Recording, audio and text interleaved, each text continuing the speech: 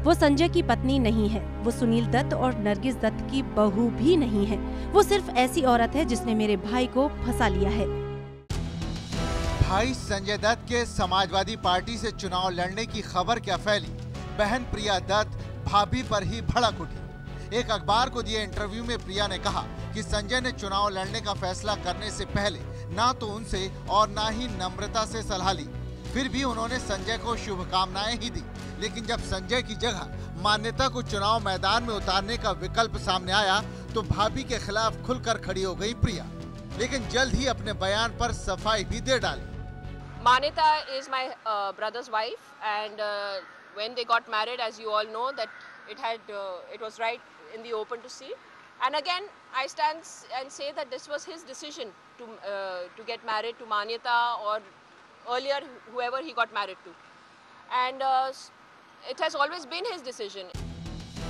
लेकिन प्रिया जी सफाई देने में थोड़ी देर हो गई, क्योंकि बात अब दूर तक निकल गई है। दरअसल प्रिया दत्त पहले तो भाई संजय के समाजवादी पार्टी से चुनाव लड़ने के ही खिलाफ बताई जा रही है। ऊपर से अमर सिंह ने जले पर नमक छिड़क दिया। कहा अगर कोर्ट संजय को चुनाव लड़ने की अनुमति नहीं देगा तो मान्यता दत्त को मैदान में उतारा जाएगा। शायद इसी को लेकर भाभी मान्यता पर भड़क उठी प्रिया दत्त। उधर इस पूरे मसले पर अमर सिंह अभी भी मोर्चा संभाले हुए हैं। बंद है मुट्ठी लाख की, जो खुल गई तो खाक की। प्रिया दत्त के पति कौन होंगे यह बताने का अधिकार प्रिया को है। ठीक उसी तरह से संजय दत्त की अर्धांगिनी कौन होगी यह बताने का अधिकार संजय दत्त को है। और मियाँ बीवी राजी तो क्या करेगा काजी।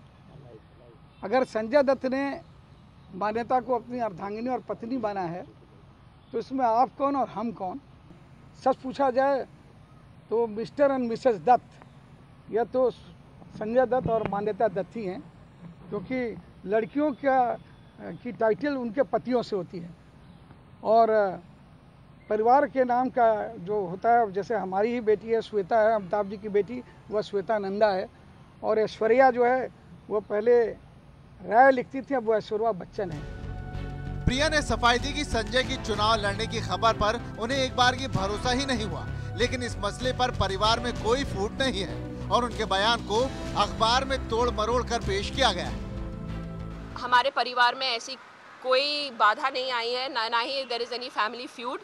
हर फैमिली में अलग अलग लोग डिसीजंस लेते हैं। हम हमेशा एकजुट, प्रॉब्लम्स में हमेशा हम साथ में रहे हैं और हमेशा रहेंगे।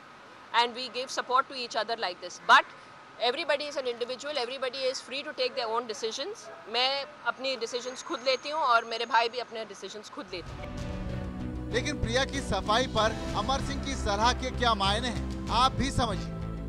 प्रिया दत्त जी कह रही हैं कि हिंदुस्तान टाइम्स ने तोड़ मरोड़ करके गलत खबर छापी है, ऐसा उन्होंने कहा ही नहीं।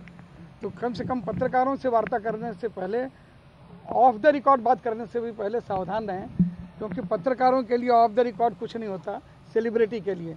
अगर आपने अपने मन के उद्गार व्यक्त कर दिए तो सब वो ऑन रिकॉर्ड हो जाता है। संजय दत्त चुनाव लड़े या ना लड़े, लेकिन दत्त परिवार फिलहाल दो पार्टियों के पाटों में पिसता नजर आ रहा है। मुंबई से नीलेश खरे के साथ दिल्ली से रवि धीमान की रिपोर्ट।